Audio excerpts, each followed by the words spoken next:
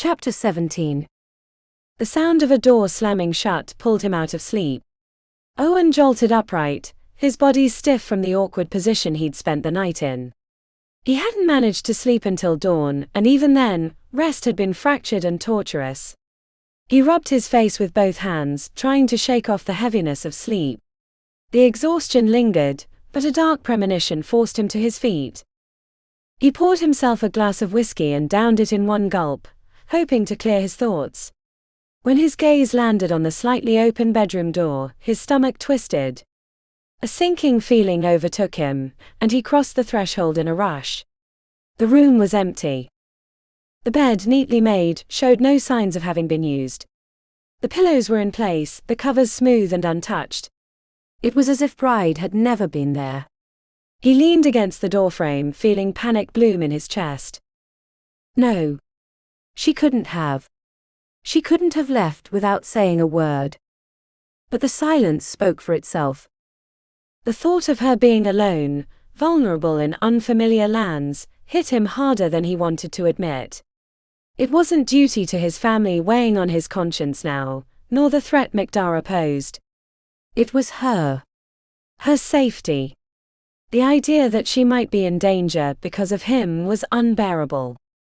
What a fool he was. But maybe it wasn't too late to find her. He rushed out of the chambers, descended the stone stairs, and stormed into the courtyard. Dawn painted Caerlion's walls in shades of pink and gold, a magnificent sunrise that cruelly contrasted the storm brewing inside him. He headed for the stables with long, determined strides. His first instinct was to check if her mare was still there. His heart pounded as he moved through the dim stables. And then he saw it. Brighde's horse was in its stall. He exhaled the breath he hadn't realized he was holding. She hadn't left. He still had a chance. He roused the guards, demanding answers. Had they seen a young woman wandering alone? Had they heard anything? But the responses were vague and unhelpful. With a growl of frustration, he turned away. If she hadn't taken a horse, then... He made his way to the ramparts, scanning the grounds. His fevered mind conjured dozens of possibilities, each more distressing than the last. Had she ventured out on foot? Tried to contact someone? Was she running from him? But where would she go? To Edinburgh, seeking shelter from some noble house. Or worse, back to the MacDaras. If that were the case, war would be inevitable. Damn it, he muttered under his breath. He turned abruptly toward the gardens. Perhaps she had stayed within the fortress, just needing a moment of solitude. He hesitated, then returned to the main building. He knocked impatiently on Princess Ailis's chamber door, but no one answered. He considered knocking again but stopped himself. His desperation was bordering on madness. Waking the royal household in a frenzy would serve no purpose. He turned back and returned to his quarters. He threw open the door and froze. Brighde was there. Seated at the small table in the antechamber, she held a pitcher of milk, calmly pouring 2 glasses. A plate of bread, cheese and meat sat at the center of the table. She looked up, surprised by the way he burst in. Then, to his utter disbelief, she smiled. Eoghan felt his entire body tense.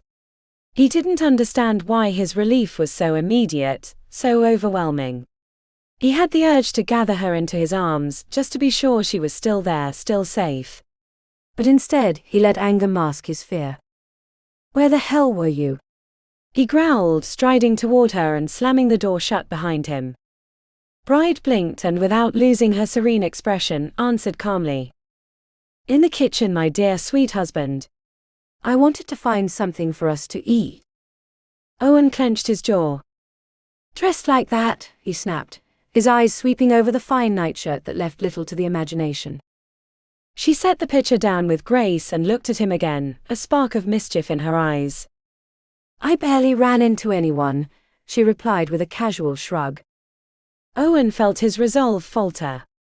He had braced himself for tears, for pleas or accusations. But not for this disarming calm. As if nothing had happened between them. As if they were simply a married couple sharing breakfast. Barely is already too much, he growled. Brighde let out a soft laugh and gestured to the chair. Come on, Eoghan, stop grumbling and sit down. What would you like? Eoghan stared at her, bewildered. Her smile lit a fire in his chest. If he kept looking at her, he'd forget his reasons. He'd forget everything, except the searing desire he felt for her. With a resignation he deeply disliked, he sat down. But he knew, with absolute certainty, that Brighde was winning the battle he himself had started. Chapter 18. Passion is a fire that can either consume or light the way. They rode without rest, a relentless pace devouring the distance between them and their destination. Brighde could hardly focus on anything but the figure of Eoghan ahead of her, his back straight and steady like a shield against the biting wind. There was no time to think, to organize her emotions, to craft a plan to reclaim what was slipping through her fingers. She was exhausted, and sorrow weighed heavily on her chest with every mile they crossed. The closer they drew to MacKerran lands, the more certain the end of their marriage felt, an end Eoghan saw as inevitable. But she couldn't accept that. She had to find a way to change their fate. During their brief stops, when fatigue forced her to close her eyes before even tasting food, she could feel Eoghan's gaze on her. There was suffering in his eyes, a flicker of restrained emotion that vanished the moment she caught him watching. Did it hurt him as much as it hurt her? Did he wish things were different? Did he still love her? Because she desired him with every fiber of her being. She remembered how he had claimed her, with patience, with devotion, with a passion that had utterly consumed her. She had given herself to him body and soul, and in that union she had felt a communion beyond flesh, a bond that made her part of him, as though they had been created for each other. Her mind replayed those moments when his touch had driven her to a bliss she'd never known, and her body ached with unbearable longing. She loved him. She had waited her whole life for him. And she would not let him go without a fight. By the third day, the fog of exhaustion began to lift, and with it, the stillness that had bound her in sorrow. She decided to be livelier, to make the most of the time they still had. Because if she couldn't convince him, if Eoghan stood firm in his decision to walk away, her life would lose all meaning. She would never marry again. She wouldn't allow another man to touch her. If she couldn't have him, she would retreat from the world. What was the point of living, if her heart belonged to someone who didn't want it? As the sun began to sink, she caught the glimmer of a lake between the trees. Her memory flew back to the day she had first seen Eoghan rising from the water, his skin glowing, his muscles taut in the light, the sheer masculinity of his body awakening something new and wild in her. She smiled at the memory and with a sudden impulse, spurred her horse forward, racing toward the lake and passing Eoghan. "Brighde!" he shouted, cursing under his breath as he ordered the men to stop. But she didn't hear him. The thrill of the gallop surged in her blood, the wind lashing her face, freedom filling her lungs. When she looked back, his voice rang out with warning. "Watch out ahead of you." She ducked instinctively, and barely avoided a branch that might have thrown her off her horse. Laughter bubbled from her lips as she heard Eoghan curse again, but she didn't slow until she reached the lakeshore. She dismounted with an ease she hadn't felt in days and shed her cloak before turning to face him, arriving behind her, his brow furrowed. She slowly undid the ties of her dress, letting the sleeves fall down her bare arms. Her gaze met his, and she saw fury in his eyes, but also something else. A burning, unspoken hunger that ignited her skin. He cursed softly as her dress dropped to the ground. "Brighde!" His voice was a low growl, half warning, half plea. She flashed him a mischievous smile before spinning and running toward the water. "I want to float in the lake," she called out between laughter. "Don't worry, I can swim." Eoghan didn't answer, but she could feel his gaze pinned to her naked form before the water embraced her. She dove and surfaced farther out, finding him still motionless on the shore. Her breath caught when she saw the storm in his eyes. She knew he wanted her. He couldn't hide it. Determined, she ran her hands through her wet hair, sweeping it aside, her breasts rising into the fading sunlight. His gaze raked over her with such intensity it made her shiver. Then the water stirred around her. Before she could react, firm hands seized her waist and a searing body pressed against hers. Her breath hitched as Owen's mouth claimed hers with desperate hunger. A moan escaped her, as she felt the hard length of his desire against her belly. "I want you, Brighde. Now," he growled against her lips. She met his gaze, her eyes bright with matching need. "If you take me tonight," she whispered, her soul laid bare, "it will be forever. I won't let you go." Owen lifted her in his arms and carried her to the shore, laying her gently on the warm sand. His gaze was more serious than ever, as he leaned over her. "I'll never leave you, Brighde. Not tomorrow, not ever. I can't fight this, what I feel for you." She stroked his face tenderly. "Then come to me. I'm yours." With a final breath of surrender, Owen sank into her, and Brighde knew in that moment there would be no more doubts, no more fear. Their love was their fate, and neither of them would ever run from it again. Brighde's soul trembled at his vow. Her smile was the only answer he needed before losing himself in her, her skin, her warmth. And when he took her, when their bodies joined beneath the stars, they knew no storm, no duty, no imposed honor could ever tear them apart. Because he was hers and she was his. Forever. The silence of the night wrapped around them like a dark cloak, broken only by the crackling of the nearby fire and the whisper of the wind through the trees. Brighde, nestled against Owen's warm body, tilted her face up to his, her fingers tracing slow circles across his stomach, feeling every shiver she caused. "Do you regret any of it?" she asked in a whisper, afraid the stillness of the moment might shatter with an answer she didn't want to hear. Owen didn't answer right away. His chest rose and fell in a steady rhythm, and his eyes remained closed, as if he were savoring a peace that had long eluded him. But when he finally spoke, his voice was a deep echo in the shadows. "No, Brighde, I regret nothing." She smiled in relief, though a flicker of doubt still danced at the edge of her thoughts. She pushed herself up on one elbow and circled her fingertip around his nipple, watching him closely, trying to read what his words left unsaid. "You don't blame me," she whispered, fearing the answer. Owen opened his eyes, those deep green eyes that seemed to hold all the forests of Scotland. His hand slid to the nape of her neck, stroking gently, drawing her closer to him. "Why would I blame you? I've spent the last nights watching you sleep, battling my own desire, forcing myself not to slip under the covers and join you." Brighde's heart lurched. His voice, so steady on the battlefield, now trembled with doubt, with a fear she could barely understand. "Why didn't you come to me?" she asked, barely more than a breath. Owen traced his fingers along her cheek, his lips pressed into a line of concern. "I was afraid," he admitted in a murmur. "Afraid you wouldn't want to see me after the way I've acted, and afraid of, you know." Brighde felt her heart splinter at seeing him so vulnerable. None of it was his fault. "You're not to blame, Owen," she said, tangling her fingers in his hair. "This is all Connell's doing. If he hadn't insisted on taking me as his wife, you wouldn't have felt the need to sacrifice yourself for me." But Owen shook his head firmly, and before she could say more, pulled her into a kiss that spoke of passion and unbreakable promises. "I did it because I wanted to." "Because I wanted you," he said fiercely. "I didn't want any other man laying hands on you, especially not that bastard Connell. I fought for you, Brighde, for your honor, and I'd do it again if I had to." Brighde looked at him with hopeful eyes. "You'd fight for me? Isn't that what I promised?" She swallowed hard, courage thrumming in her chest as she dared to ask the question that burned in her soul. "Then, does that mean you love me? Even just a little?" Owen gave a crooked smile before leaning over her, pressing her back into the soft grass. Their bodies met skin to skin, their breath mingling in the night air. "Yes, Brighde. I love you."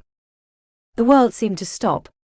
Her heart pounded so hard she thought it might burst, but it was from joy. A happiness so fierce, she could hardly contain it. "I love you like a madman," he whispered, trailing kisses down her neck, worshipping her skin. "And I still want you." Brighde arched into his touch, lost in him in his presence. But a shadow flickered briefly in her gaze. She turned, looking toward the dark thicket of the forest. There's nothing to be afraid of, is there? Eoghan placed a final kiss on her collarbone before answering. My men are keeping watch. Relax. But there are only 2, Eoghan. 2 brave men. They die for us. Brighde wanted to believe him. She closed her eyes, feeling the security in his words and the warmth of his body over hers. Suddenly nothing else mattered. She tangled her fingers in Eoghan's hair as he descended on her body with devotion. Then let's pray nothing happens, she murmured before the whole world dissolved into a whirlwind of sensations as she felt Eoghan's tongue enter her body, silencing all fear, all doubt, and leaving only the burning passion of a love sealed in the shadows of the night. Under the soft light of the moon, Eoghan watched Brighde as she rested peacefully. Her breathing was steady, her body relaxed against his. He gently stroked her hair with a tenderness he barely allowed himself to acknowledge, and for a moment, he set aside the tension that had accompanied him throughout the journey. But the tranquility was fleeting. He knew danger lurked and their path was not without obstacles. He forced himself not to dwell on it as his hand slid along Bride's warm skin. The feeling of having her so close, of knowing she was his, was intoxicating. Yet in his mind the worry remained. His men were loyal, but if the enemy found them, it would be an uneven battle. The forest had protected them so far, but luck was not something he relied on. When exhaustion finally overcame him, he slept lightly, always alert to any unusual sound. The dawn arrived with the coolness of the wind, and the chirping of birds awakening the forest. Eoghan opened his eyes before Brighde, and watched her for a moment longer before waking her with a soft touch to her cheek. We must leave soon, he whispered. Brighde slowly opened her eyes, smiling when she found him so close. But her smile faded, as she noticed the shadow of worry in his gaze. Is something wrong? She asked, caressing his face. I don't want to take unnecessary risks. If we keep a good pace, we'll reach Braemore before nightfall, before we get to Dunlac. Brighde nodded, and after getting dressed, they shared a quick breakfast with the guards before setting off again. The path was narrow and winding, hidden among the trees, and the silence between them was comfortable, though filled with thoughts. Eoghan remained vigilant for any suspicious movement, every shadow seeming like a possible danger, but he didn't show it. He had to be strong for her, for both of them. Finally, as evening fell, they spotted the lands of Braemore. From the hill the fortress rose imposingly, both a refuge and a challenge. Eoghan's heart beat faster. The decisive moment was approaching. Do you think your brother will accept our union? Brighde asked in a whisper. Eoghan exhaled slowly. I'll find out soon, he replied firmly, taking her hand in his. Whatever happens, I won't let anyone separate us. Brighde nodded, trusting his words. She knew the road wouldn't be easy, but she was ready to face it by his side. Because for the first time in her life, love had triumphed over duty. Chapter 19. The entire day was spent reaching Braemore, and when Eoghan finally glimpsed his home atop the hill as he and his small group emerged from the forest, a deep emotion overtook him. He had returned. He had thought he wouldn't be back for years, but fate had led him here again. Without a doubt, he knew he had made the right decision. He no longer wondered what would have happened if he had married the princess, that no longer mattered. He had joined the woman he loved, the one who had shaken his certainties and tempted him like no one ever had. With Brighde he felt that at last, he had found his place in the world. The guards on the walls had already spotted them, as the fortress gates opened before they arrived. As soon as they crossed the threshold, Cian and Katrina came out to meet them. Eoghan embraced his brother tightly, while the women also greeted each other joyfully. He had been away for a month and a half, but it had felt like an eternity. His gaze swept over the fortress with emotion. The restoration work was complete, the courtyard was clean, and his clanspeople greeted him with smiles and warm words. Life was thriving in Dunlac, just as it had in his parents' days. Cian was a good laird, just and wise, and together with Katrina he had turned the domain into a prosperous home. "It's good to see you, brother," Cian said as they pulled apart, throwing a look of acknowledgement at Brighde, who after greeting Katrina had stayed slightly behind. "What brings you here? Is Ailis not with you?" his brother asked, raising an eyebrow with suspicion.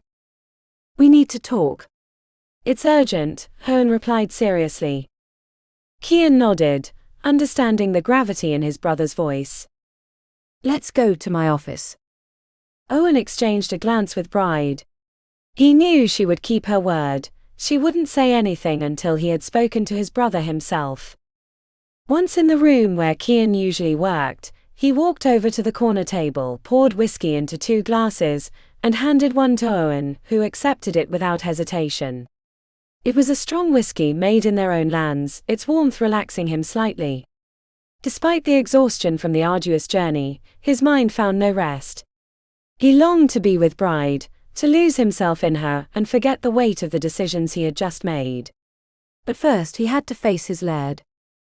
"The princess renounced our marriage and I've married Brighde," he announced bluntly, his voice firm and his gaze fixed on his brother.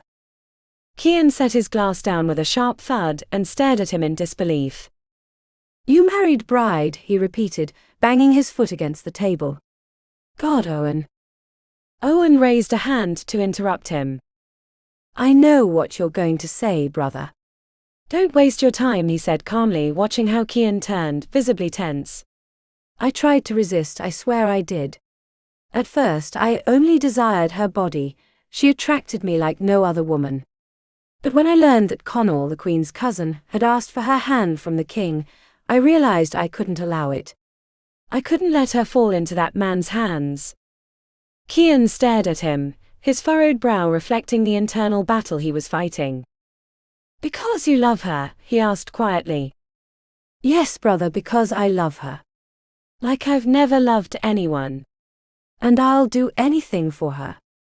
Even start a war." Cian replied, his voice heavy with concern. Eoghan clenched his fists. The thought of what might happen made his stomach churn, but he had no regrets. "I'll go talk to MacDara. I'll try to avoid the worst. Conall is a pig, and the king knows it. They'll understand that I only wanted to protect her from him." Cian took a long drink before responding. "Tomorrow you'll decide what to do. Tonight rest," he finally said. Eoghan nodded, understanding that the discussion would remain unresolved for now. With his heart still racing, he left the office and headed for the common room. The atmosphere was warm and welcoming. His gaze searched for Brighde, and he found her sitting near the fire with Katrina. When their eyes met, he knew she understood the tension from his conversation with Cian. "Would you like something to eat before you rest?" Katrina asked kindly. Eoghan looked at Brighde. "As you wish, my lord," she replied softly. Katrina smiled knowingly. "I've prepared a room for Brighde next to yours, Eoghan." He took Bride's hand firmly. "We won't need separate rooms, Katrina. Brighde and I are married." His sister-in-law's face lit up. "That's wonderful," she exclaimed. At that moment, Cian's voice interrupted the scene. "You're right, it is wonderful." Eoghan turned and saw his brother approaching. "Welcome to the family, Brighde," he said sincerely. Eoghan felt a weight lift from his chest. He took a step toward Cian, and they embraced tightly. "You are both welcome to Dunlac," Cian added. Later, when they were finally able to retire with Brighde, he took her to their room. As soon as he closed the door, he pulled her into his arms, eager to feel her close. With desperate passion he kissed her, shedding his clothes and helping her do the same. They looked at each other for a moment before surrendering again to the dance that united them, a dance that turned them into one being, one destiny.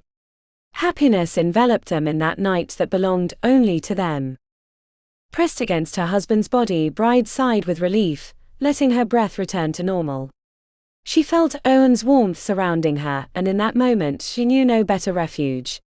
Her heart beat in time with his, as if they were one. She thanked fate for bringing him into her life, even though loving him and being his had brought so many difficulties. She had no regrets. She simply hoped that in the future, neither of them would regret it. And most of all, she prayed that her uncle would show reason and understanding. She couldn't bear the thought of Eoghan being in danger. The very idea chilled her blood. She didn't want to lose him, couldn't imagine a world where he wasn't there. He was her everything, the center of her universe. There would be nothing else, no one else, as long as she lived.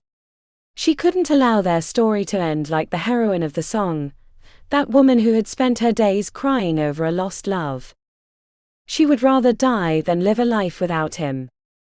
She swallowed, trying to push away those dark thoughts. She listened to the steady beat of her husband's heart, and little by little she calmed down. Have you decided when we'll visit my uncle?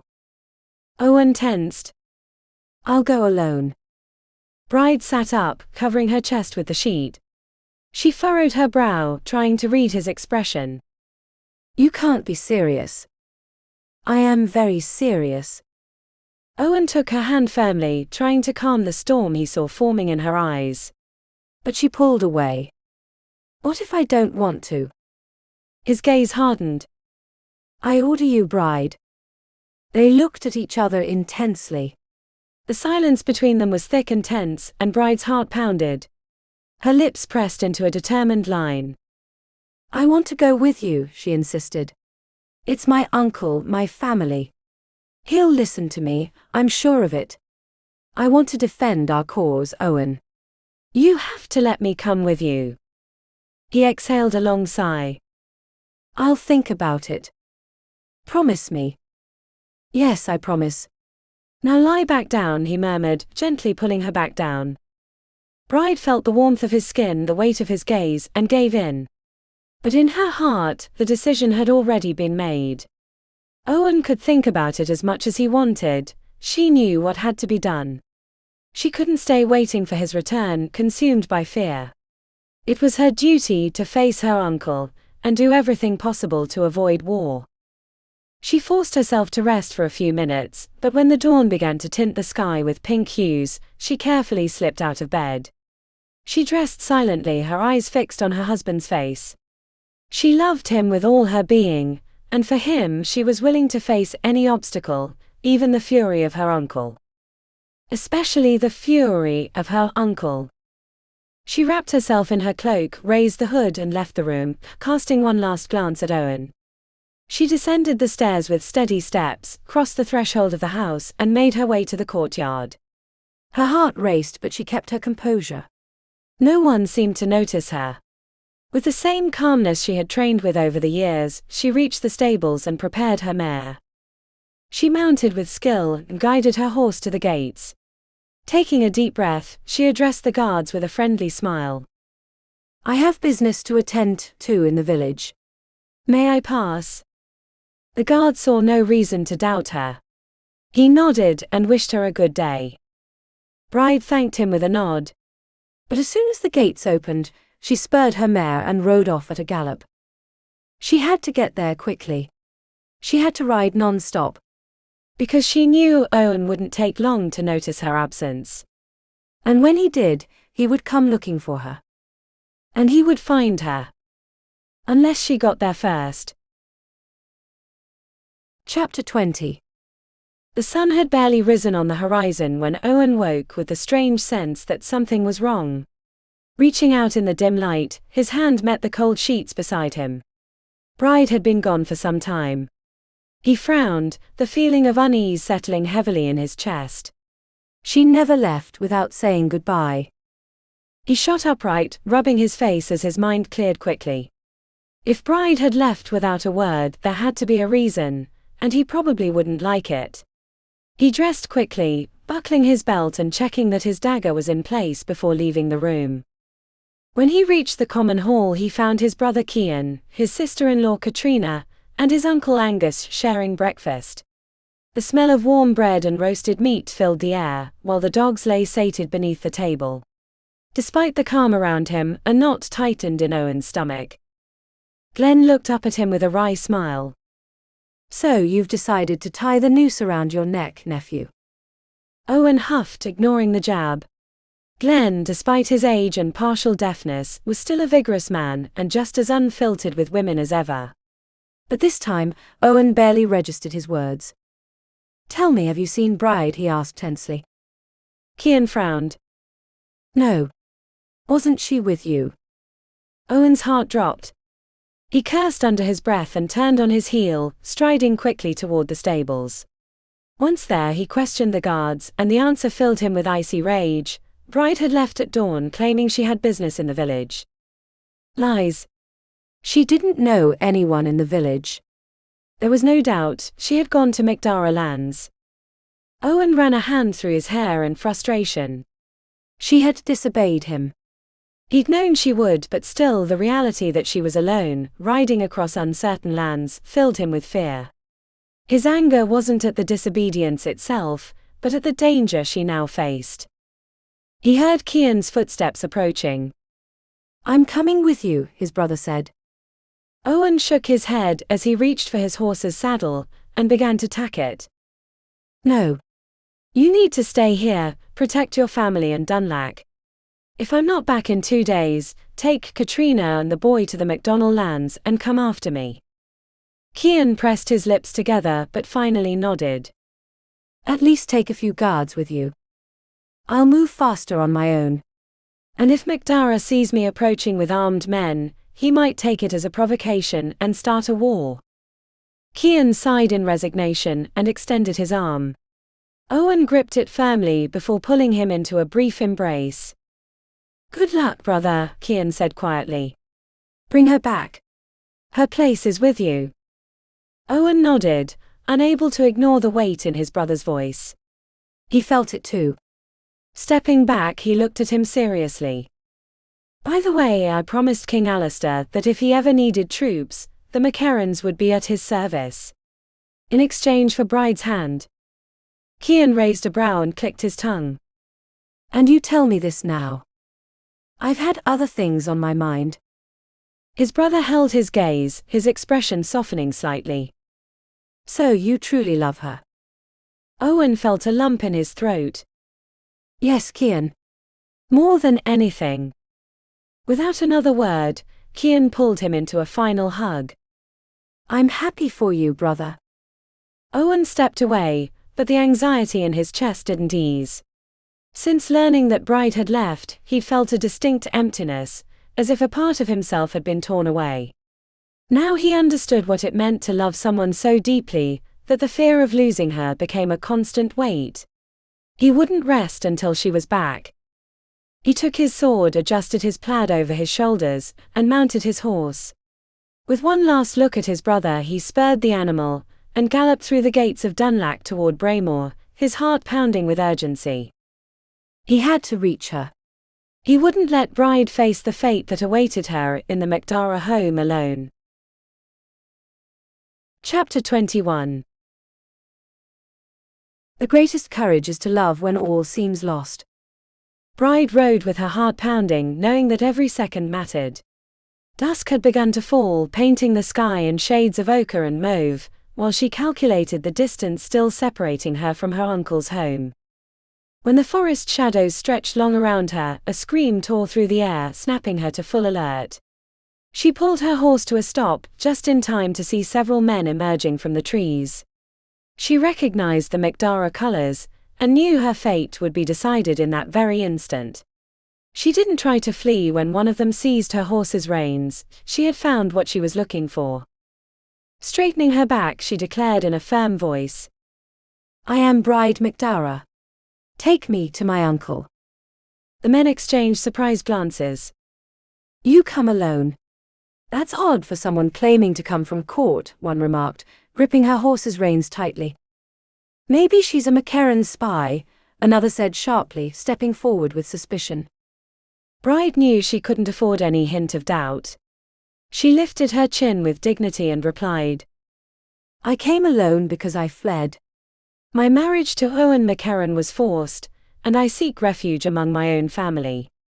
Take me to my uncle, I beg you. Only he can protect me." One of the men, seemingly the leader, studied her with calculating eyes. "You truly are Brighde MacDara?" I just told you, she insisted with a sigh, feigning desperation. If you don't believe me, wait until Eoghan comes looking. If he catches me, I doubt you'll be able to protect me from him. That argument seemed to convince them.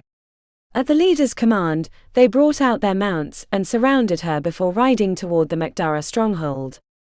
Brighde kept her gaze fixed on the horizon, ignoring the tight knot of uncertainty in her chest. When they arrived, the closed gates confirmed her fears. Tavish MacDara was preparing for war. When her uncle emerged from the fortress, his expression left no doubt, cold and distrustful. Brighde dismounted and walked forward with determination. She ran to him and dropped to her knees. I've come to you, dear uncle. Save me from Eoghan MacKerran. He forced me to marry him against my will. Silence fell over the gathered men. Tavish stared at her without blinking and finally raised a hand. His men surrounded Brighde, and she immediately rose to her feet. What does this mean? It means I was expecting your visit, though I thought you'd come with your husband, Tavish said with disdain. But no matter. We'll wait for him together. Bride's heart froze. She tried to reason with him, appealing to his sense of justice, to Mairead's memory, but her uncle remained unmoved. Your marriage changes nothing. The MacKerrans will pay for what they've done. When she tried to run, Tavish's men grabbed her and threw her into a chair in the great hall. Her uncle watched her with a twisted smile, clearly enjoying her helplessness. But the true horror struck when rushed footsteps echoed through the hall and two men burst in, dragging a wounded body. Brighde held her breath. She recognized the colors of his tartan before the man even raised his head with effort. Eoghan. Bride's world trembled, but her part wasn't over yet. Summoning all her courage, she turned away from him coldly. How could you imagine I could ever love this man, uncle? She whispered with feigned contempt. Eoghan looked at her, stunned, his expression shifting from confusion to fury. When Tavish, amused, gave the order to slit his throat, Brighde felt her heart explode in her chest. Her betrayal was necessary, but could she live with the consequences? You wouldn't dare. Eoghan growled hoarsely. King Alistair and my brother won't allow it. Tavish let out a laugh. That's not what Brighde says. Right, niece? She met Eoghan's gaze, feeling her soul shatter. He lies, uncle. There's no proof of his word. The tension in the room was suffocating. Eoghan struggled against his captors, trying to break free. Brighde, what are you doing? She stepped toward him and declared firmly. Do whatever you want with him. I don't care. A fierce glint flashed in Tavish's eyes, while Eoghan stared at her as if he didn't recognize her anymore. But Brighde couldn't stop. Everything depended on her uncle believing the lie. And then Tavish murmured with satisfaction. Interesting. Brighde held her breath. Eoghan's fate hung by a thread, and with it her own heart. Brighde didn't look away from her uncle, holding her composure despite the storm of emotions raging in her chest. Her life, her marriage, her honor, everything hung by a thread as thin as the words she was about to speak. Eoghan, his face bloodied and his muscles taut under the grip of Tavish's men, stared at her with a mix of disbelief and pain. But Brighde couldn't allow herself to falter. Tavish stepped forward, a crooked smile revealing his satisfaction. It seems my niece has made her choice, he said, his voice laced with triumph. Eoghan struggled again, fury blazing in his eyes. Brighde, look at me, he growled. You can't do this. She met his gaze, and though her heart trembled, her voice was steady when she spoke. I already have. I don't want this marriage. I want to be free, to choose my fate and my husband. And you, Eoghan MacKerran, are not and will never be my choice. Silence fell over the hall like a heavy shroud. Even Tavish's men exchanged surprised glances. The MacDara leader chuckled, clearly enjoying the moment. See, MacKerran, he sneered. Not even your own wife wants you. Why cling to what was never yours to begin with? Eoghan closed his eyes for a brief moment, taking a deep breath before fixing them once more on Brighde. If this is truly what you want, he said, his voice low and thick with restrained emotion, then say it one more time. Without trembling. Without hesitation. Tell me you don't love me and I'll go. Brighde felt a lump rise in her throat, but she couldn't show weakness. With each beat of her heart, she remembered the threat hanging over her family, over the man she still loved, despite everything. I don't love you, Eoghan MacKerran. I don't want you in my life. Each word cost her more than she could bear. The silence deepened, broken only by the crackling wood in the fireplace. Eoghan didn't look away from her for long seconds, until finally he lowered his head. Something in his expression went dark, extinguished. Then there's nothing left to say, he whispered. Tavish clapped his hands. Take him away. Brighde instinctively stepped back, only to feel the imposing presence of several men behind her. Her heart thundered in her chest as her eyes searched the room for an escape. There was none. She had walked straight into Tavish's trap from the beginning. He had decided her fate long before this encounter. Everything else had been a lie. How foolish she had been. None of it had mattered. Silence her, Tavish ordered, his voice heavy with disdain and weariness, while Eoghan shouted desperately, demanding they leave her alone. Seize her. The clansmen surged toward Brighde with brutal resolve. She struggled, but there were too many of them, and their strength overwhelmed hers. A scream of terror escaped her lips as she saw Eoghan thrown to the ground without mercy. His attackers, ruthless and unrelenting, began to beat him savagely. Brighde cried, begged, pleaded for them to stop, but her pleas only seemed to fuel Tavish and Connell's cruelty. The more she begged, the more they seemed to enjoy it. Eoghan, curled on the ground, endured the blows with a courage that shattered her. He didn't cry out, didn't plead. He was a proud warrior, a man who would never grovel before them, even with his life on the line. Fear gripped Brighde with overwhelming force. The thought of losing him tore her apart. She watched helplessly as Eoghan lifted his gaze toward her. His dark, fierce eyes locked with hers, as if trying to etch her image into his soul before the world consumed him. His body tensed with every new impact, but he no longer shielded himself. He surrendered to his fate, as if his sacrifice might spare her. Brighde didn't want that. She wanted him to live, even if it meant living far from her, even if she had to give him up forever. Then she saw him falter. Blood streamed from his mouth and nose, and his gaze began to fade. A chilling dread pierced her as his body collapsed to the ground. Eoghan! Her scream tore through the air, as she watched the men lift his limp body under Tavish's orders. No. Don't take him. She thrashed, fought with every ounce of strength she had, but it was useless.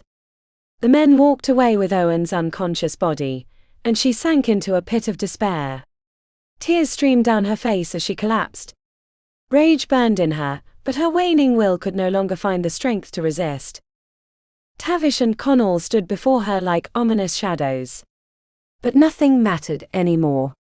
If Eoghan died, her life would lose all meaning. With the last shreds of her pride, she lifted her head and spat at their feet. I curse you both, she declared, her voice trembling but resolute. You're nothing but miserable cowards. You'll be punished. The king will. She didn't finish. Tavish struck her hard across the face, making her stagger. A flash of pain blinded her for a moment, but she stood tall, unshaken. Eoghan had defied them, and so would she. Eoghan is worth 1,000 of you, she said with fierce determination. You'll never be half the man he is. Silence, her uncle roared. Take her away. The guards grabbed her at once, but before they could drag her off, Connell stepped closer. With deliberate slowness he stroked her cheek.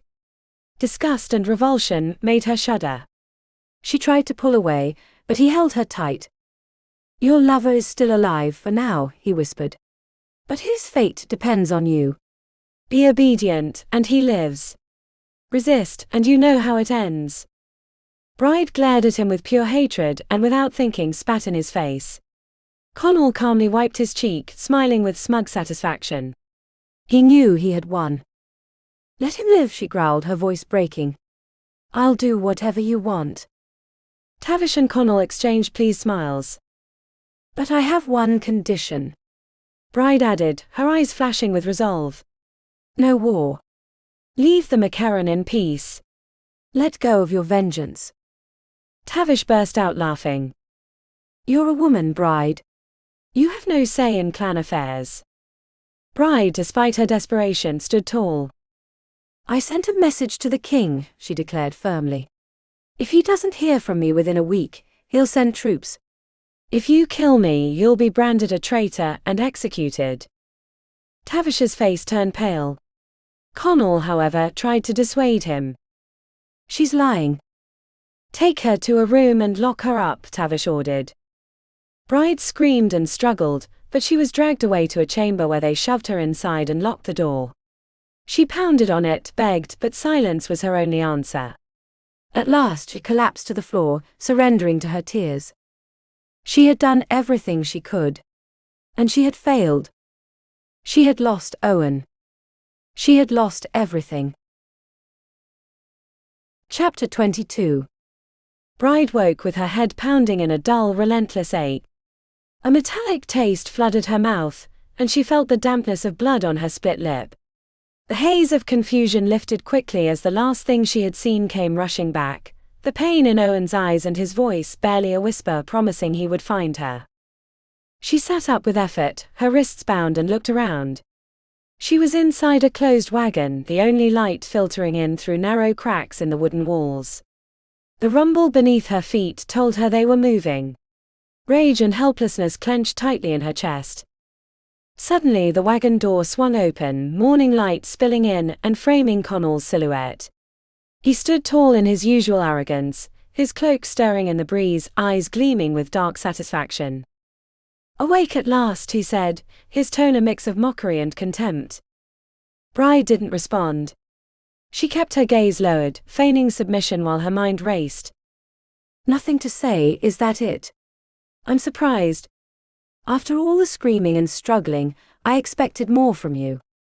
Brighde drew a deep breath, then lifted her eyes. There's nothing I can say that you don't already know. Connell raised an amused brow. I suppose that's true. But tell me, did you enjoy your farewell? Don't say it wasn't touching.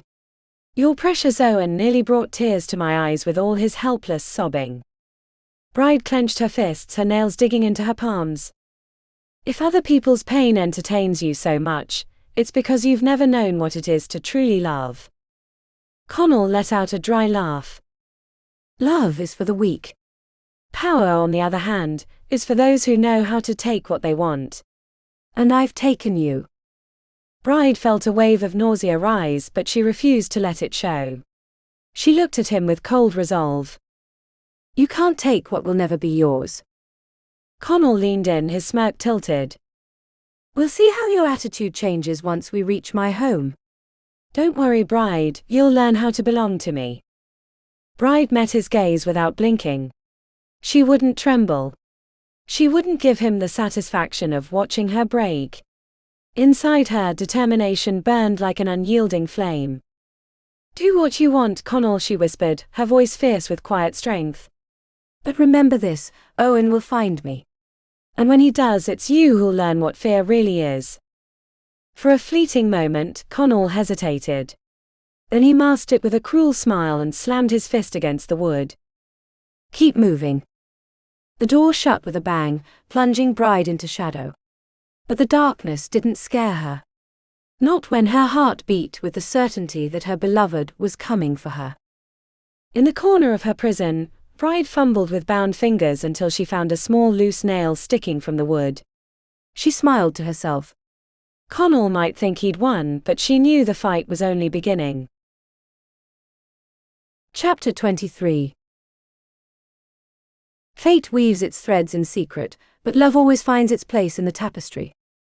Eoghan felt hands shaking him firmly.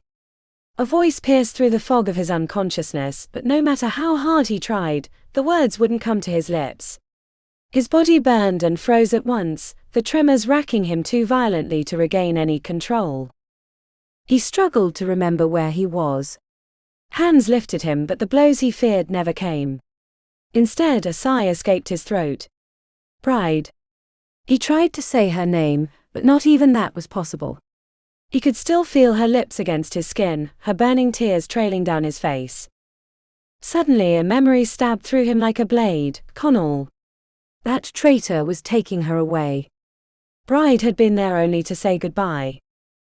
Pain and despair surged within him, and he screamed with all his might. Brighde. Strong hands gripped his shoulders. Easy, brother, said Cian's calm voice. Settle down. I'm taking you home. Eoghan resisted, but his brother promised to explain everything once they reached Dunlac. Slowly he managed to calm himself and let go. He felt a blanket brush against his cold skin, and the crunch of branches beneath him as he was strapped to a makeshift stretcher. He heard the call to move out, and then the jolt of his bed hitting the ground, shaking him to the core. The pain was unbearable, but not as cruel as the torment in his soul. Brighde was in danger. He had to save her. Fever consumed him, clouding his mind and twisting his thoughts. How much time had passed? Days. Weeks. His body was broken, his soul shattered. The last image he had of Brighde was her being dragged away by Conall, fading from view. The suffocating heat closed in, and his heart pounded in his chest. He tried to stay conscious, but the darkness claimed him again. He woke in his room. The scent of medicinal herbs and the familiar touch of blankets told him someone had cared for him, undoubtedly Emerald the healer. He could feel the fever had broken. With effort, he sat up. His body still ached, but he didn't care. Brighde. His heart raced. He had to find her. He stood on shaky legs, dressed quickly, and made his way to Cian's study. His brother looked up as he entered and smiled. Sit down, brother. It's good to see you on your feet. Eoghan ignored the chair. Where's Brighde? Cian sighed. Unfortunately, we don't know. A sharp stab of anguish and fury shot through Eoghan. Then we have to find her. Hear me out first, Cian gestured to the chair again. Reluctantly, Eoghan sat. When you disappeared, I sent a message to the king explaining everything. Then I went to Brighde's father. He knew nothing of what had happened, and once he did, he sided with us. With his help and that of his sons, we managed to get you back. Eoghan frowned. And Tavish? Dead? Eoghan blinked.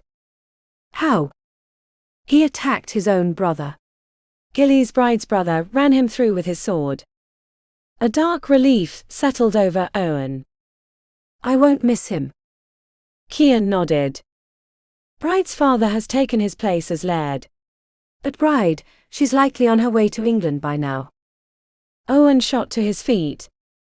You mean no one knows where she is? Conall could have crossed the border already. It's too soon to say. I notified the king, he sent envoys to the frontier. Eoghan felt fury burn through his gut. I'm going after her. I never planned to stop you, said Cian with a faint smile. Your horse is ready. Eoghan turned towards the door but paused for a moment. Thank you, brother. Cian made a casual gesture with his hand.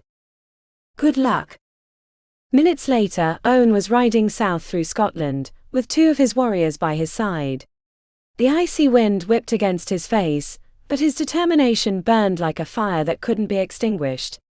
Brighde needed him, and he would find her. He tightened the reins. Conall had no claim over her. And for his actions, he would answer. Chapter 24. The stars guide the travelers, but only the heart guides those who love. The morning's icy wind whistled through the narrow streets as Brighde urged her horse forward with determination. She had managed to escape, but she knew every minute counted. If Conall discovered her absence soon, he wouldn't hesitate to mobilize and track her down. She needed to get as far away as possible before that happened. She clutched the reins with trembling hands, not from the cold, but from the adrenaline coursing through her veins. Her heart pounded against her ribcage like a raging storm. Each strike of the hooves against the ground echoed her escape, a rhythmic drumming that pushed her closer to freedom. The road to Inverness was long and solitary. Her thoughts attacked her with every mile. Was Eoghan already on her trail? Had he spoken to villagers who, with luck, might remember a dark-haired woman murmuring his name? Her whole plan was built on fragile hope, but it was all she had. The sun had begun to paint the sky with golden hues when she spotted a small caravan of merchants in the distance. 5 men and 2 women, all bundled against the Scottish chill, escorted wagons loaded with goods. A flicker of hope stirred in Brighde's chest. Blending in with them might give her a better chance of slipping by unnoticed. She approached cautiously, slowing her horse's pace. Once close enough, she looked up and forced a calm expression. "Good morning, sirs," she greeted politely, though her throat was tight with nerves. One of the merchants, an older man with a sparse beard and sharp eyes, regarded her with suspicion. "Good morning, lass. What's a lady like yourself doing out here alone?" Brighde knew she couldn't hesitate. The lie had to be convincing. "My family is waiting for me in Inverness. I traveled partway with relatives, but they had to take a different route. I don't feel safe riding alone, and I was wondering if I might join you for a while," she replied humbly. The man crossed his arms and looked her up and down. He didn't seem convinced, but before he could speak, one of the women stepped in. "We shouldn't let a young woman travel by herself," the woman said, turning to the merchant. "She can ride with us until the next village." Brighde gave her a grateful look and nodded with relief. The longer she stayed surrounded by others, the harder it would be for Conall to take her without drawing attention. "Thank you," she murmured. They resumed their journey, and she adjusted her horse's pace to match the wagons. As they moved forward, she tried to relax, though fear still coiled tightly in her chest. She couldn't lower her guard. Conall would soon notice she was gone, and when he did, he would stop at nothing to bring her back. But for now, every mile was a step closer to true freedom, a step closer to Eoghan. She took a deep breath and lifted her face to the sky. May the gods protect her. The battle was far from over. After passing the village, Brighde rode for hours without a fixed destination, letting the movement of the horse rock her into a restless state of wakefulness. Her mind was filled with contradictory thoughts until, spotting a group of travelers on foot, she made a decision. She dismounted, holding her horse by the reins, and joined them. Amid the murmurs of footsteps and low voices, she found some relief. Her back, stiff from the ride, began to relax, and the pain that had accompanied her for hours faded. She walked alongside a young woman named Isabel, who was traveling to Inverness in search of work. They exchanged a few words, but soon silence enveloped them. Still, the company was comforting. She knew that by blending in with the travelers, her chances of staying safe were higher. She knew how to defend herself. Her brothers had taught her how to kill a man both face to face and in treachery, but she didn't want to resort to that unless it was for Conall.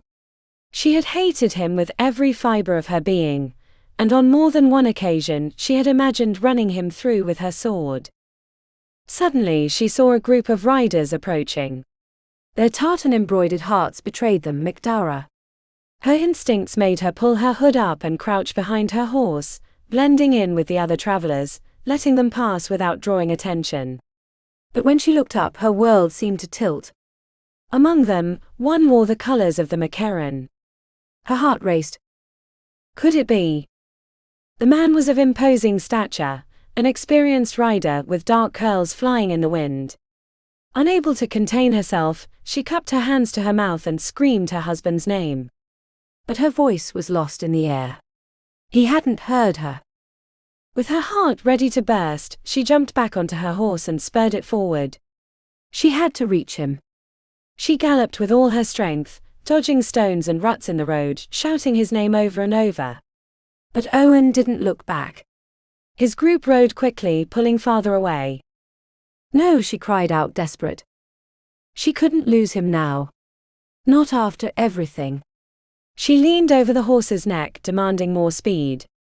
She followed the trail of dust left by the riders. For hours she pursued them relentlessly, until finally they slowed down as they reached the town she had just left. She kept a cautious distance, watching. If her intuition was right, she would soon know the truth. The group dispersed. Only one rider continued on alone. Brighde followed him. She saw him stop in an alley, looking around and talking to passersby. He was looking for someone. Her heart beat violently when suddenly, a figure emerged from the shadows. Connell. It all happened in an instant. Brighde shouted Eoghan's name just as Connell lunged at him, grabbing him by the plaid and throwing him to the ground. The steely glint of a sword flashed in the dim light. Without thinking, Brighde spurred her horse and charged at Connell, who was hit by the horse's front hooves in the chest. He fell heavily. Eoghan immediately got up and with a roar, lunged at Connell. He struck him furiously, venting his rage with every punch. "Never come near my wife again or I'll have you hanged," he shouted. Connell slumped against the wall motionless. Brighde didn't wait any longer. She jumped off her horse and ran to her husband. She threw herself into his arms with a choked sob. "Don't ever do this to me again." Eoghan growled against her hair, holding her desperately. She lifted her face towards him, feeling the fury burning in his dark eyes. "I promise," she whispered, her voice broken with emotion. "Forgive me. I just wanted to help you." Eoghan closed his eyes and rested his forehead against hers. "It was my duty, Brighde. My responsibility. And I have the right to protect my family too," she retorted defiantly. Eoghan's gaze softened. His fingers slid down Bride's neck, before pulling her into a fierce, desperate kiss. They clung to each other, feeling the relief of being together again. "I was so afraid of losing you," he murmured against her lips. Brighde sighed, feeling her world return to its axis. In that moment, nothing else mattered. Chapter 25. The gods whisper to the souls of warriors, but it is love that changes their course. The days Brighde and Eoghan spent together on the road and later at the MacDara stronghold had been the happiest of her life. Joy wrapped around them, and the peace between their clans allowed them to give themselves fully to their union. Her parents and brothers had welcomed Eoghan with warmth and respect, and Brighde felt whole. Love wasn't just a feeling, it was a daily choice, a commitment between who they were and who they could become together. Brighde and Eoghan had built their lives on separate paths, guided by their own desires, duties and wounds. Now fate had brought them together, and with it came the challenge of changing without losing themselves. For him, there would never be another woman. Brighde was his certainty in an uncertain world. But love wasn't enough when stubbornness got in the way of growth. His warrior nature had taught him to fight for what he wanted, but now he had to learn that love also meant knowing when to yield, to trust that the other walked beside him, not behind. For her, the change ran even deeper. She had been strong for so long, had carried the weight of her own expectations and her clan's. How could she surrender without feeling defeated? How could she make room in her heart without fearing she'd lose herself in another? Life together demanded balance, to stay true to themselves without betraying the bond they had chosen. Duty to clan, family, and lineage couldn't be ignored, but neither could it dictate every decision. To adapt was not to submit, nor to resist until breaking. It was to build something new between two souls who chose each other despite fear, uncertainty, and the need for control. The fear of the unknown haunted them because to love without conditions was to leap into uncertainty. But it was in that leap that something stronger than passion and desire was forged, true union. It wasn't about winning or losing, but about evolving together. Surrendering wasn't failure, it was accepting that real love was a journey of constant transformation. Eoghan was a devoted husband, protective and passionate. His love showed in the way he touched her, in the way he looked at her when he thought no one else was watching. At times his impulsive nature surfaced, but in private he was so tender he never failed to surprise her. He'd steal kisses when she least expected it, wrap her in his arms and make her feel safe, desired. But even though everything seemed perfect, a quiet unease had taken root inside her. She had noticed something, a hesitation in him, something she was too afraid to ask about. Since they had married, Eoghan had never fully claimed her. His seed had never been given to her. At first she thought it was caution, but as time passed, that constant refusal began to weigh on her like a stone in her chest. She feared asking, feared that the answer would be a definitive no, that deep down he didn't want to share with her that sacred bond of parenthood. That afternoon, while cradling little Seamus in her arms, the unease grew more intense. She watched with quiet sorrow as her sister-in-law Katrina cared for the child with love, as her husband Cian looked on with pride. Brighde wanted the same with Eoghan. She longed to see that reflection of pure love in his eyes, the devotion of a father. But he never spoke of it. He never mentioned the possibility of a child, and that silence hurt more than any rejection. Glenn, Eoghan's uncle, entered the great hall and sat beside her. He drew his chair closer to hear her better, and gave her an inquisitive look. "You've seemed troubled for a while now, dear," he said gently. "Does my nephew know?" Brighde held his gaze for a moment before speaking. Has he ever had someone important in his life? I mean, someone who truly meant something to him. Glenn tilted his head thoughtfully before answering. Other than his mother, he asked with a half smile. Brighde frowned. His mother? The old man let out a soft chuckle. Eoghan was very attached to his mother. Rowena always had him in her arms, protected him more than the others. Even after Niall was born, she still clung to him.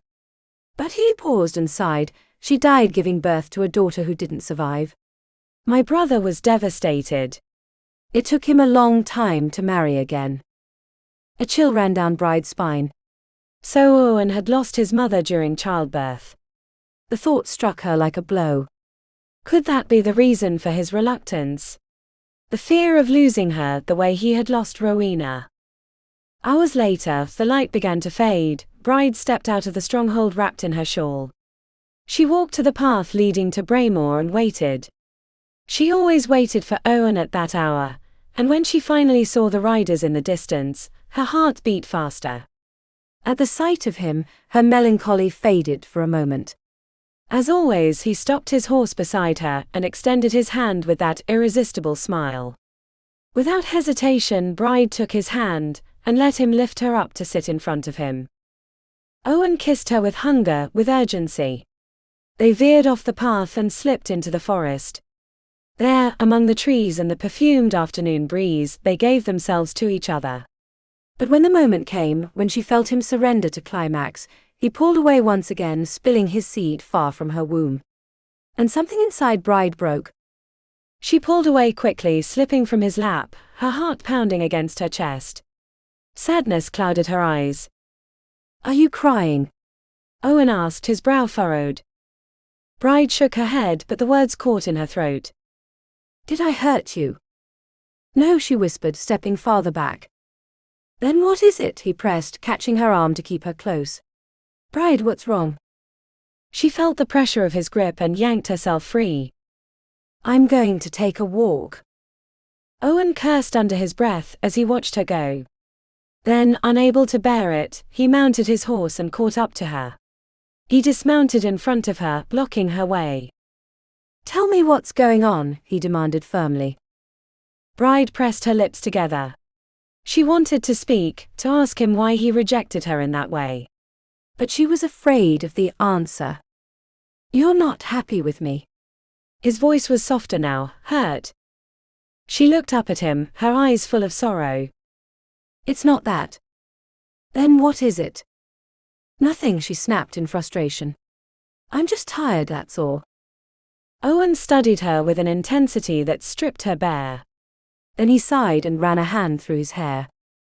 I'm going to the river. I'll see you at supper. I'm not hungry, she shot back. He stiffened and crossed his arms. Then you'd best be in a better mood when I get back. Brighde felt rage flare inside her. I doubt I'll be in the mood to let you into my bed tonight, MacKerran. Eoghan stepped closer, tapping his own chest. It's my bed too, and I'll come into it whenever I damn well please. Brighde glared at him, furious, disappointed. She didn't understand his stubbornness, his refusal to share with her what she wanted most. Their eyes locked, two wills clashing in a silence thick with unspoken words. But inside, Brighde knew she couldn't stay silent this time. She would have to speak. She would have to know the truth. The night stretched over the fortress, enveloping it in a silent dusk. Eoghan walked with measured steps to the bedroom, his mind lost in a sea of uncertainty. He had tried to understand her, to unravel the mystery of her distance, but the more he thought about it, the more it confused him. When he crossed the threshold, he saw her. Brighde lay in bed, motionless, her face serene under the dim light of the candle. Her posture was unusually rigid, as if even in her sleep she remained on guard. Something inside him stirred. He carefully undressed, making no noise, and slid under the blankets. The cold of the night still clung to his skin, but the warmth of her enveloped him immediately. He cautiously reached out and placed his hand on her stomach, in a gesture meant to be comforting. Brighde didn't react, but her breathing changed ever so slightly. He kissed her shoulder gently, letting his lips linger on her skin. It was soft and warm, a refuge amidst his torment. He closed his eyes and, for a moment, allowed the sensation to fill him. "I love you," he whispered against her skin. He didn't expect a response. He didn't need one. But he needed her. The uncertainty weighed on his chest like a stone threatening to drag him to the bottom of a dark river. He had seen her different, evasive, distant. Something had changed, and he didn't know what it was. It hadn't been his intention to hurt her, but something in her gaze told him that, unintentionally, he had. His thoughts tormented him, doubt consumed him. Hadn't he been attentive enough? Had he been too impetuous? He, who had never doubted in his dealings with women, now found himself engulfed in a confusion that disarmed him. He tightened his embrace gently, as if that gesture could hold her, keep her from slipping even further away from him. He longed for the warmth of her laughter, the spark in her eyes when she challenged him. He wanted to see her throw herself into his arms again, with the genuine joy that had won him over. He took a deep breath and closed his eyes. He had to give her time. He couldn't force her to speak, but he couldn't ignore the distance that had risen between them. He would have to find a way to reach her, to understand what had changed. Because if there was one thing he knew for sure, it was that he couldn't bear the thought of losing her. A tear rolled down Brighde's cheek when she felt Eoghan pull away from her. In the dimness of the room she could hear his sigh, imagine his tense profile, his gaze fixed on the ceiling, searching for answers that perhaps he didn't even understand. Her heart ached, weighed down by a burden she didn't know how to relieve. He had just told her he loved her. So why, if he loved her, did he refuse to build a family with her? Why didn't he want to seal their love with the birth of a child? Was it fear? Was it a shadow from the past that tormented him? The thought that his mother might be connected to his refusal troubled her deeply. By the rhythmic cadence of his breathing, she knew he wasn't asleep. She gently turned and watched him. "Aren't you sleeping?" she asked softly. Eoghan tilted his head and found her eyes in the darkness. "Why don't you want a child?" she whispered. His posture immediately stiffened. "Pardon." Brighde held his gaze. "You understood me perfectly, Eoghan." "Why?" His expression closed off, hardened by something she couldn't decipher. "Because I don't. There's no more to it." The force of his voice squeezed her chest. She swallowed hard and calmly replied, "When I asked you earlier, you told me not now. But you've never explained why." He ran a hand over his face and scoffed. "Why? Would it have made a difference? Would you have regretted marrying me?" Brighde felt a lump form in her throat. She knew they had married for convenience, caught up in circumstances that had led them to unite without planning it. But she also knew that over time, desire had given way to affection, and that to genuine love. The thought that nothing had changed for him hurt more than she was willing to admit. "I'm not joking, Eoghan. I thought that now that we love each other, you would want to have a child with me. But it's clear I was wrong. I just want to know why. She sighed, finding the strength to continue. Why don't you want to have a child with me? Silence stretched between them like a heavy fog. Eoghan's eyes watched her with intensity, a shadow of suffering slipping into his expression before it shut off abruptly. I don't want children, that's all. What does it matter why? Brighde felt a shiver. So there was a reason, after all. So is there a reason? He didn't answer, staring at the ceiling. I want children, Eoghan, she insisted. I like kids, I've always wanted to have a family. And I want to have those kids with you. Her voice trembled with restrained emotion. I don't think I can be happy if you refuse. A new silence rose between them, dense, painful. Then Eoghan's fingers found hers. He brought them to his lips, kissing them gently. Let's forget this, he murmured. Come here, get on top of me. I want you. Brighde pulled away abruptly. She looked at him in disbelief. Do you really think you can silence me like this? I'm not going to sleep with you until you tell me why you don't want to have a child with me, and until you take my desires into account. I have the right to know, Eoghan. His expression hardened, tensing. Fine, as you wish. Brighde held her breath as she saw him jump out of bed and dress quickly and angrily. Her heart sank when she saw him put on his boots without even looking at her. I'm going to sleep elsewhere. She jumped to her feet. Eoghan, please. Don't leave like this. We need to talk. But he didn't even glance at her. His face was a mask of indifference. I have nothing more to say. Good night. The door slammed behind him. Brighde felt her heart break. The coldness with which he had left reminded her of the first time they had been together. Back then, too, he had preferred to leave rather than face his feelings. She clung to the blanket, trying not to cry. Why was it so difficult to talk to him? She knew he was hiding something, that there were wounds in his heart he didn't want to show her. But she was his wife, his partner.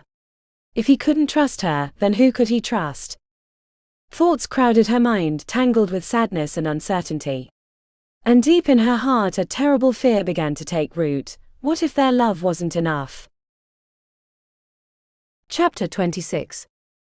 Eoghan felt a void expanding in his chest as he walked through the house, finding no trace of Brighde. His footsteps echoed through the empty hallways, each door he opened only increasing the anxiety that weighed on him. When he saw Katrina enter with a basket of laundry under her arm, he didn't waste a second before asking, Where is Brighde? Katrina took a step back, surprised by his commanding tone. She eyed him cautiously and then sighed. I don't know what happened between you two, Eoghan. It's not my business, but... You're right, it's none of your business, he interrupted impatiently. Where is she? She's gone. I thought you knew. The response hit him like a punch to the stomach. His mind took a moment to process it. Gone. Where to? His voice rose, causing his sister-in-law to clutch the basket against her chest, as if to protect herself from the storm inside him. Eoghan struggled to calm himself, taking a step back. To her home. I'm sorry, Eoghan. To her home. The idea that Brighde had gone back to her family, leaving Braemore, disarmed him. His throat closed, but he managed to ask the question he feared. You mean she's left me? Incredulity mixed with anger and fear. Always fear. Fear of losing her, of not being able to bring her back. But he forced himself to calm down. She wasn't in danger, she was with her own people. Katrina looked at him with compassion.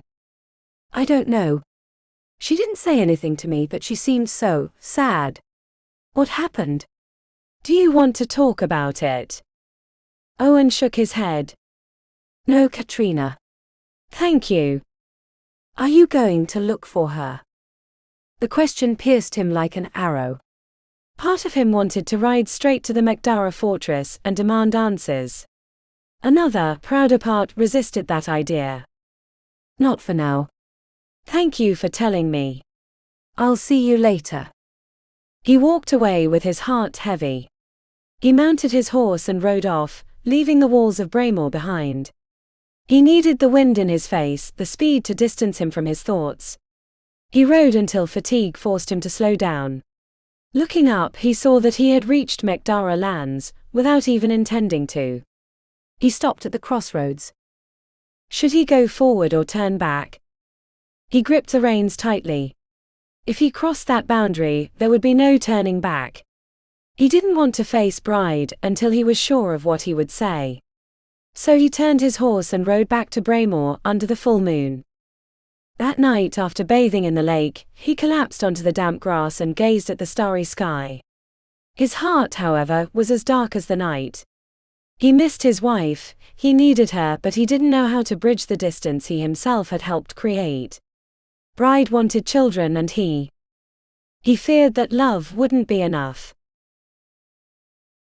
Chapter 27.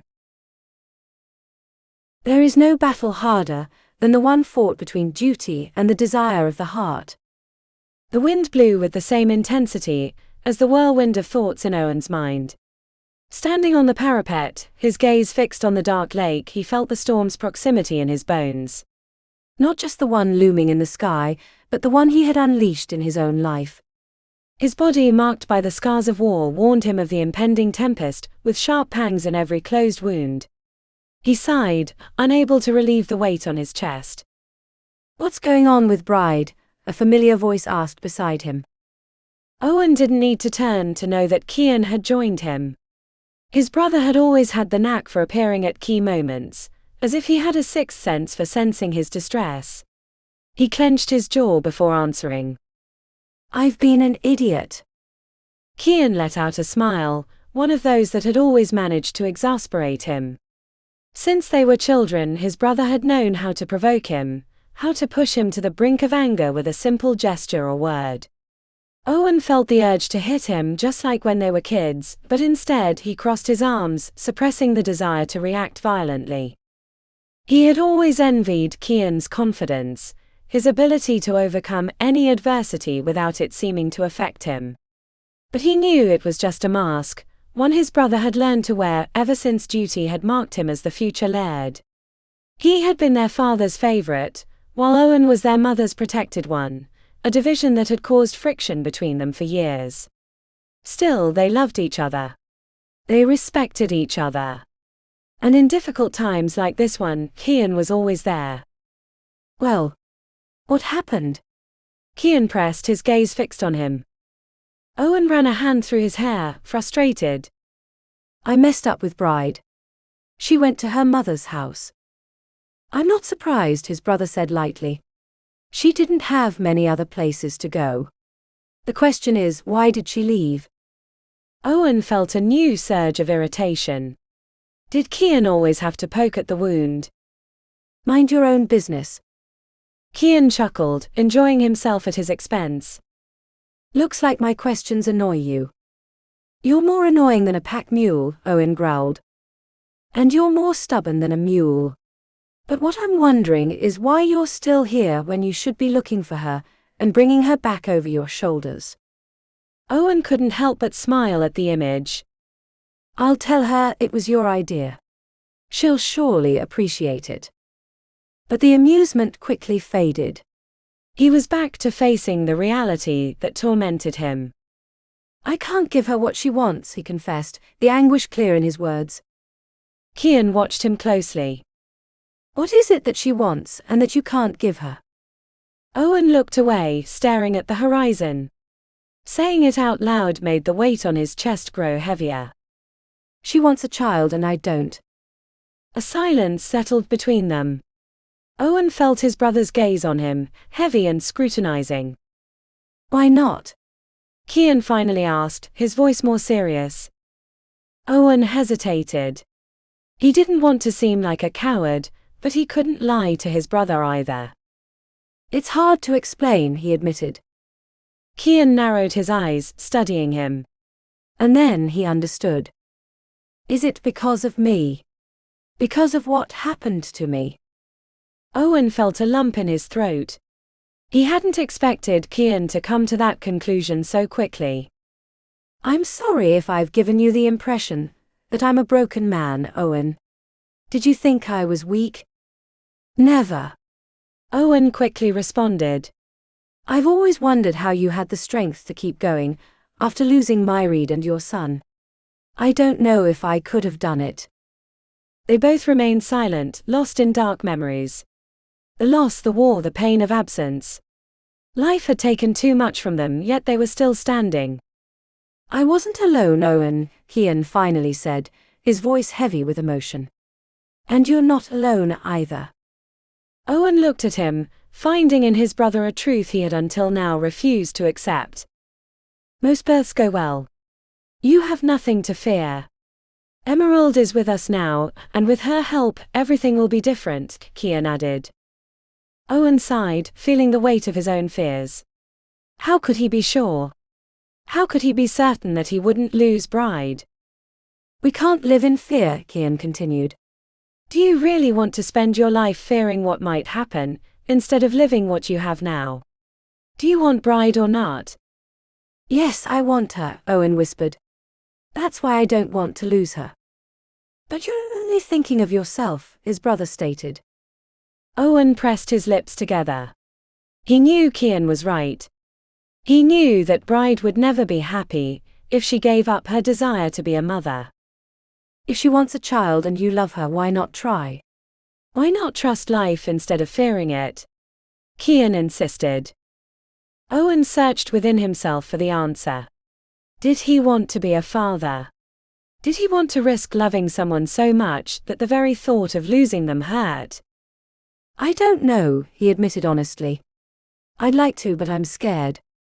We're all scared, brother. But sometimes the greatest act of love is putting the other's happiness before our own fears. Cian's words echoed in his heart. He knew his brother was right. That if he wanted to keep Brighde, he had to trust her. Trust her love. Trust life. He made a decision. With a firm gesture, he squeezed his brother's arm in thanks. You're right. I'm going. Cian smiled. Go, but take some guards with you. Don't be an idiot. Owen laughed, feeling lighter. Then, without wasting any more time, he swung himself onto the horse in haste. The important thing was to arrive quickly. Find her. Tell her that he loved her. And trust that together they could face anything. I always thought that loving her meant giving her everything I thought she needed. But what about what she really needs? I've been so caught up in my own wounds, my fear of losing her, that I didn't see how I was pushing her into a senseless battle. I've loved her from my own selfishness, believing that if she gave up her desire, then everything would be fine for us. But love isn't that. Love isn't measured in forced sacrifices or imposed burdens. Love is choosing the other even when it hurts. Now I see that it's not her who should surrender, it's me. Surrendering the idea that I can control everything. Surrendering the possibility that our love will become something different from what I imagined. And maybe in that surrender, in that letting go, I will finally find the peace I've denied myself. Brighde had barely fallen asleep that night. Her mind had been invaded by images of Owen, storming through her thoughts and nightmares alike. She dreamed of losing him, of him walking away from her, and when she awoke she found tears rolling down her cheeks. She couldn't stand that anguish any longer. The absence of his presence was breaking her apart. Without him, it felt like something essential of herself was fading away. Over the months, he had become an unbreakable part of her being. And although he didn't offer her everything she longed for, a child, a family, she couldn't imagine her life without him. Maybe with time that desire would fade, maybe she could come to terms with it. After all, her home would always be full of children, even if they weren't her own. At dawn, she decided to act. She left a brief note on the table so her family wouldn't worry, assuring them she had gone for a walk. She grabbed an apple from the kitchen, wrapped herself in her cloak, and headed to the stable. Her mare neighed softly upon seeing her, as if understanding her urgency. As soon as the guards opened the gates, she rode off at a gallop, feeling the fresh air clear her mind and dry the tears that still marked her face. With each stride of her horse, her sorrow melted away. Soon a smile appeared on her lips. She was young, strong, and loved her husband. An extraordinary man. That was enough to light up her soul. Happiness was simple if she focused on him, on his presence, on the heat in his gaze when he possessed her with a kiss. She imagined herself in his arms again, feeling his warmth, the firmness of his body. She urged the mare faster, eager to reach her destination. All my life I dreamed of the idea of motherhood. I saw it as a right, a destiny that had to be fulfilled. But now, at this threshold of surrender, I understand that love is also knowing when to let go. It's not about resignation, but accepting that some battles are not ours to win. I've measured my worth by what I could give, and now I see that love is not a transaction. I don't need to bring a life into the world for mine to be complete. Maybe true creation is in the giving, in the love we offer unconditionally, in the way we transform for those we love. If I let go of this desire, what remains of me? Everything I am, without the burden of the should be. What remains is the possibility of a new story, written without demands, without the shadow of suffering. And in that acceptance I find myself. The lake appeared before her like a mirror of crystal clear waters, wrapped in the morning mist.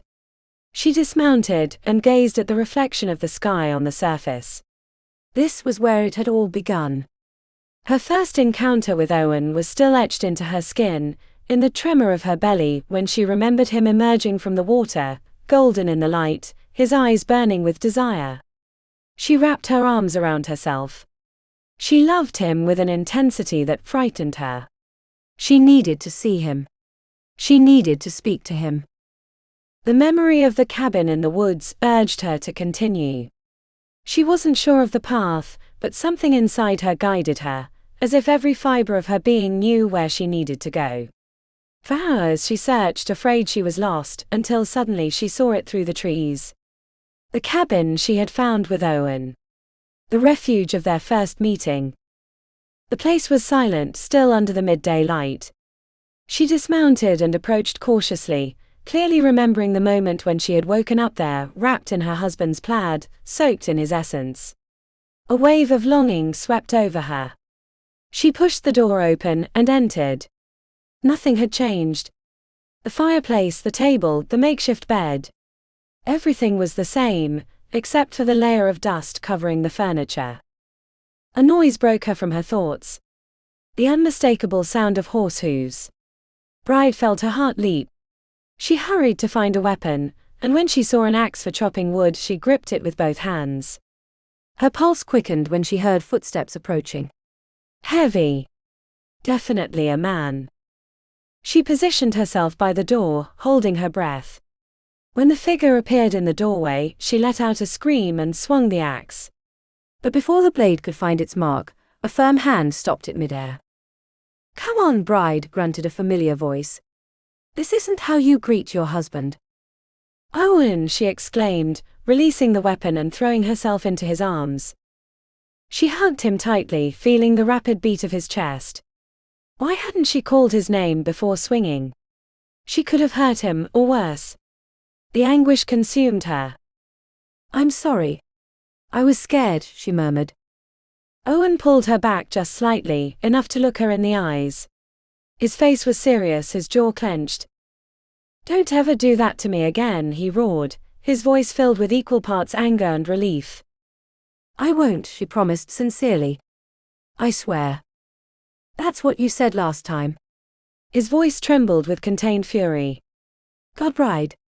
I was terrified." She lowered her gaze, embarrassed. "I left without telling you because I was angry." Eoghan watched her silently. Her clothes were dusty, her features marked by exhaustion. Brighde felt a lump in her throat. He had traveled a long way to find her. He had feared losing her. The air between them vibrated with the tension of their reunion. Their gazes met, challenging, filled with reproach and need. Then, without warning, Owen closed the distance between them and kissed her with fierce intensity. Brighde responded immediately, tangling her fingers in his hair, allowing herself to be swept away by the pent-up passion. Every part of her body burned. He pulled her tight against his chest and in one swift movement lifted her off the ground. His lips traveled down her neck with urgency, his breath scorching her skin. "I don't want to lose you again," he murmured against her ear. Brighde could barely respond. All thought was overshadowed by the certainty that this was her place, in his arms with his insatiable love marking her as his. And in that moment, she knew that no matter what fate had in store for them, as long as they were together, they could face anything. The end.